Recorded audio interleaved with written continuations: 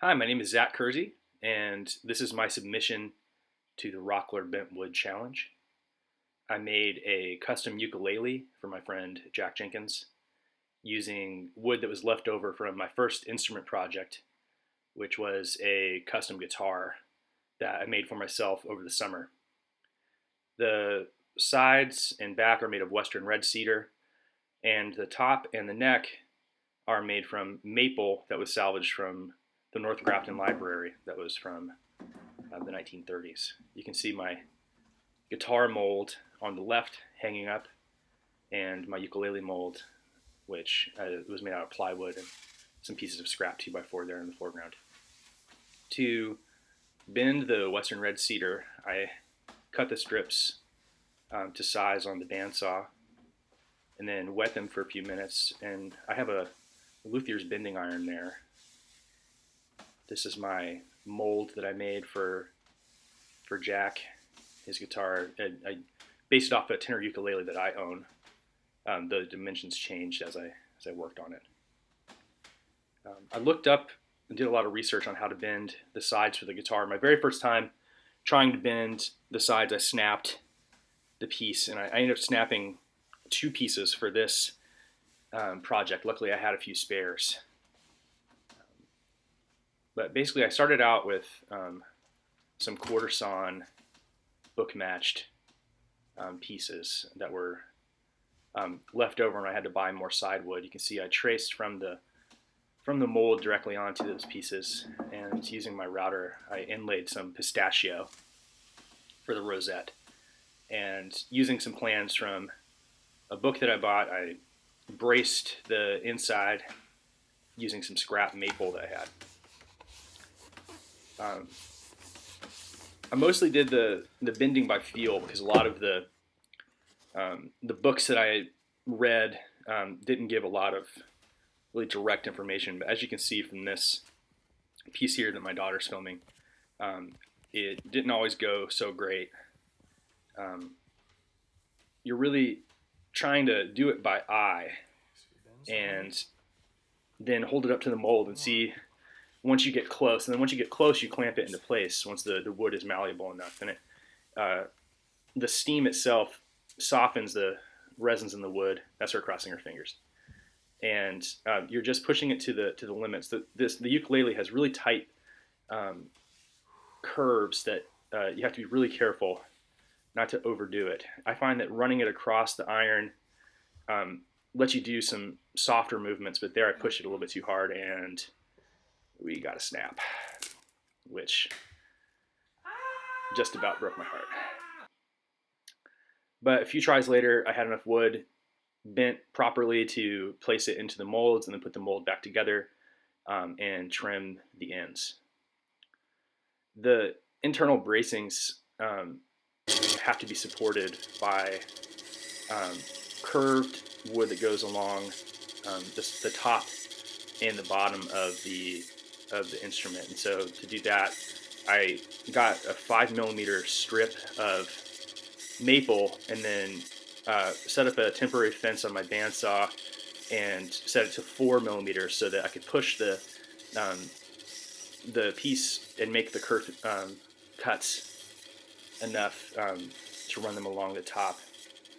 And as you can see from the last picture, I just used some strong clothesline pins to glue those to the top and to the bottom. Then it was just a matter of using basically every smallish clamp that I had to glue both the top and the back to the piece.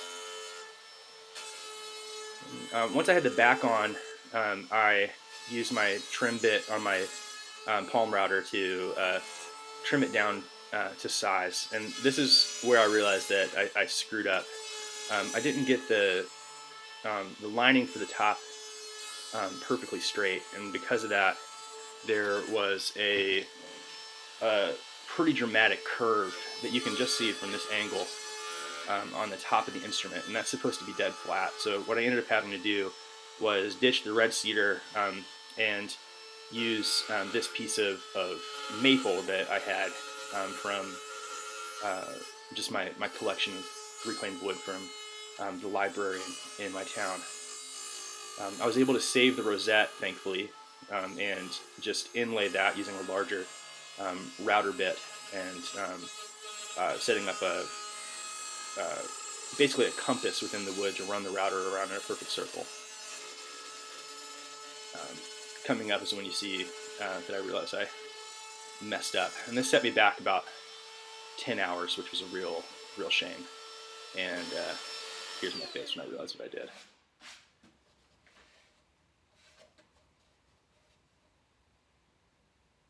Whoops.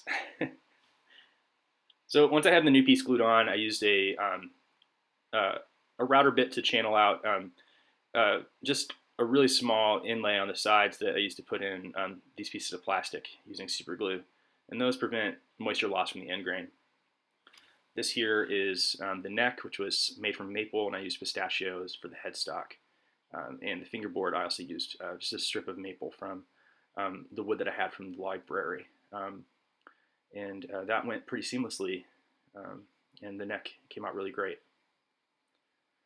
For the back, I decided to inlay material from all the different mediums that I use. So I inlaid pistachio, mother of pearl, which I use for the fret dot inlays, and also a little bit of maple, just for flair. This is a picture of me gluing the bridge into position using a pair of specialty clamps, and that's just done with wood glue after you set it very exactly. Here I am knocking the frets into place. You can see that I already drilled the holes for the tuning machines. And then you trim and dress the frets using a small file. So finally I put some strings on and decided to test it out, see how it sounded.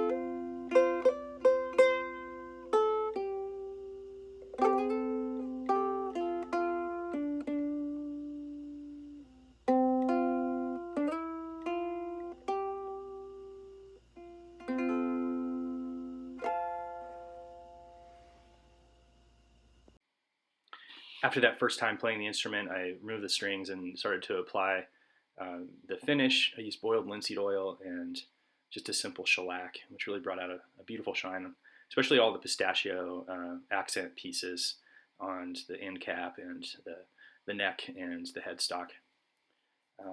All in all, I'd say this is a really challenging project for me. Coming off the guitar build, I expected the ukulele to be a lot simpler than it was, but the tight curves really brought a lot of challenges. The smaller size made less room for error, but I'm happy with how it came out.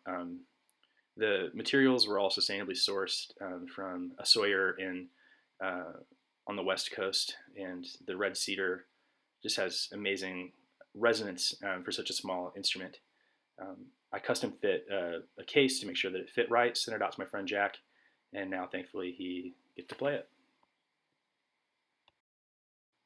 But before I put it in the mail, I gave it its first full song down in the shop, and really enjoyed it. Thanks for the challenge, guys. Thanks for pushing me to try new things, and really appreciate the learning that came from this challenge. I hope you enjoy it. Thank you.